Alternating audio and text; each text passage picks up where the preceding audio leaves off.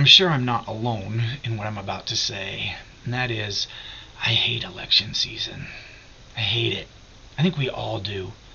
I'll tell you why I hate it. The thing that bugs me the absolute most is that I get so tired of people standing up and claiming to speak on behalf of God, or claiming that God is on their side, that you can't vote for one side or the other and be Christian, right? And I hear that kind of stuff all the time.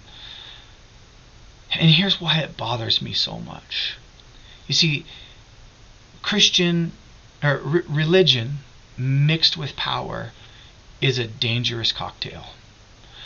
Religion mixed with power leads to crusades. Religion mixed with power leads to inquisitions. Religion mixed with power leads to colonialism and imperialism. It leads to Nazism. It leads to race-based slavery. You see, any time people of power stand up and say, God is on my side, God is for me and against you, especially as people of power, when people of power do that, it ends up getting misused, and religion gets exploited, people get oppressed and hurt whenever religion is mixed with power. And there is a movement in our country, it seems, that wants to insist that God's intent is that religion be at the focal point of power in our country. And I think that is an incredibly, incredibly dangerous situation. And we as Christian people ought to resist it. And we have ample evidence for why we should. The Bible, although it does indicate, for example, when the Israelites say God is on our side, or God is for us and against them, the Bible is written almost exclusively from the perspective of the oppressed outsider, of this tiny little nation that's wedged in between these giant empires of Egypt and Assyria and Babylon, all of these empires. And so here they are, threatened to be wiped off the face of the planet, and they say God is on our side.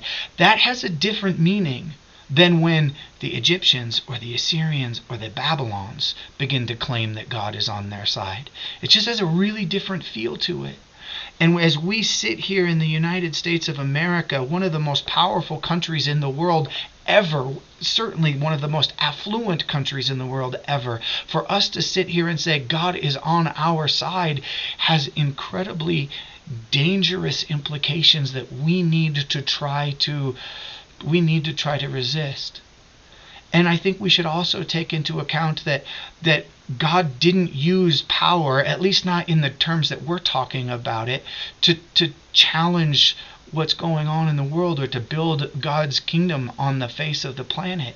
What did God do? God chose, rather than working through those kinds of powers that we typically understand, God chose instead to let those powers prove themselves by putting God to death. Do we need more evidence than this? God does not want us to grab a hold of power to try to influence the world. God does not want us to choose political means to change the world.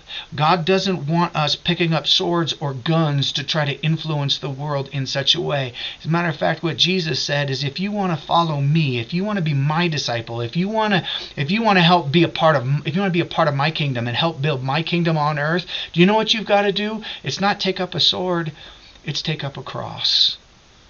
And Jesus used the cross to build his kingdom, to initiate his kingdom. But rather than wielding that cross on other people, Jesus chose instead to allow that cross to be wielded on him. That's how we are to influence the world, not by claiming God is on our side.